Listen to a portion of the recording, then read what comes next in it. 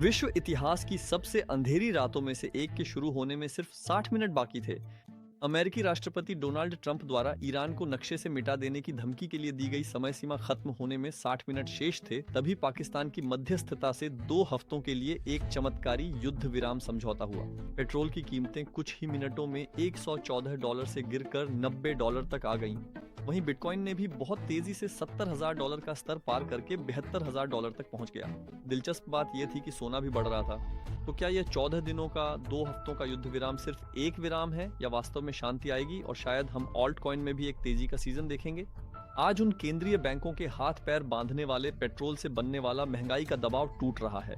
तो इस दौर में मैं कौन से 3 ऑल्ट कॉइन को फॉलो कर रहा हूँ, वीडियो में हम इसी पर नजर डालेंगे। अपनी सीट बेल्ट बांध लीजिए, हम वीडियो शुरू कर रहे हैं। चलिए शुरू करते हैं।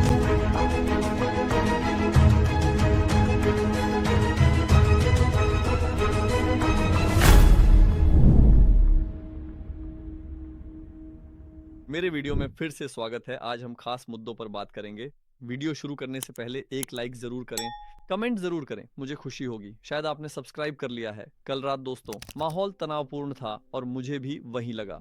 मैं स्क्रीन पर समय खत्म होने का इंतजार कर रहा था। ये रात उन लोगों के लिए भी तनावपूर्ण थी जो वित्त में रुचि रखते हैं, और उन लोगों के लिए भी जो इन युद्ध स्थितियों को नहीं चाहते। सिर्फ 60 मिनट बाकी थे कि भाई देश पाकिस्तान से एक खबर आई। हम दोनों देशों से बात कर रहे हैं। युद्ध विराम की मांग पर दोनों देशों के बयानों की हम समीक्षा कर रहे हैं और जल्द ही इस पर अपना बयान जारी करेंगे। बाजार में एक उत्साह की लहर दौड़ गई। पाकिस्तान की इस चाल पर एक मीम भी बना दिया गया है। मुझे ये बहुत पसंद आया। लेकिन मुख्य बात यह है, तुम सब कमीने घुड़सवार सेना की उकसावे के बावजूद कोई लड़ाई नहीं। ओए, कोई लड़ाई नहीं, बिल्कुल भी लड़ाई नहीं, कोई लड़ाई नहीं, बिल्कुल भी लड़ाई नहीं। अच्छा, चलो यहां से निकलो। अच्छी बात है कि अभी दोनों देशों के बीच युद्ध विराम शुरू हो गया है, यानी हाँ, युद्ध रुक गया है। लेकिन कुछ विशेषज्ञों के अनुसार युद्ध यहीं खत्म हो गया है। ये युद्ध 2 हफ्ते के बाद आगे नहीं बढ़ेगा। अगर ऐसा होता है और पेट्रोल की कीमतें $120 से फिर से युद्ध से पहले के स्तर यानी $65 पर आ जाती हैं, तो हाँ, उस समय ऑल्ट कॉइन अपना जलवा दिखा सकते हैं। तो फिर अपनी सीट बेल्ट बांध लीजिए।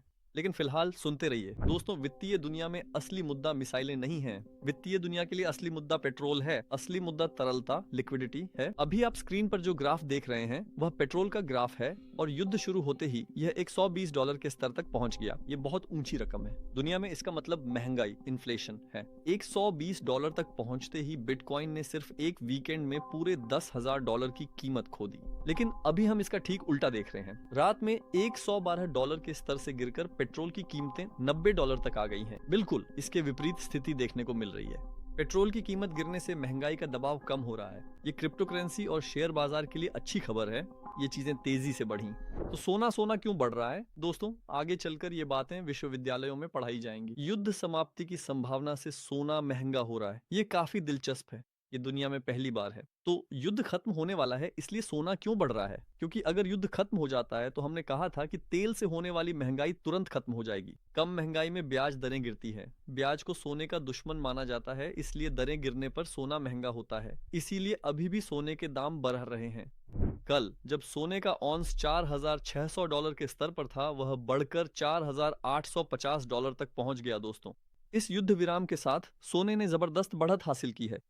ईरान की 10 मांगों में से एक बहुत ही ध्यान आकर्षित करने वाली है। इसके अनुसार हॉर्मुज जलद मरुमध्य से गुजरने वाले हर जहाज को प्रति बैरल $1 का भुगतान करना होगा। इसका क्या मतलब है? असल में यह उस जगह के लिए महंगाई का दबाव है जहां से दुनिया के 20% पेट्रोल गुजरता है। इससे पेट्रोल के दाम बढ़ सकते हैं। पर सोचिए, युद्ध पूर्व ये $65 था। ईरान की इस चाल के बाद ये $66 हो जाएगा। लेकिन सिर्फ कितना हिस्सा? 20%। यानी असल में हम इसे $65.2 की बढ़ोतरी कह सकते हैं।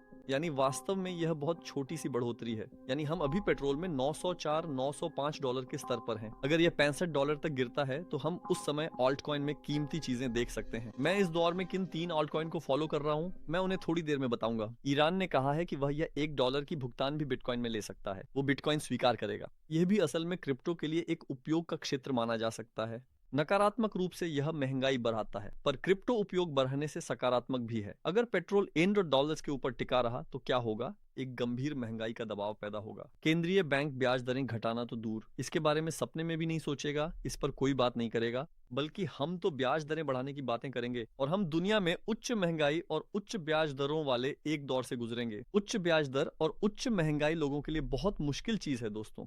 मैं कह सकता हूं कि यह जीवन में ऊब पैदा करने वाली चीज है। पॉवेल की एक बात थी जो मुझे बहुत पसंद आई थी, जिंदगी छोटी है, हम लोगों को ऊंची ब्याज दरों से दबाना नहीं चाहते।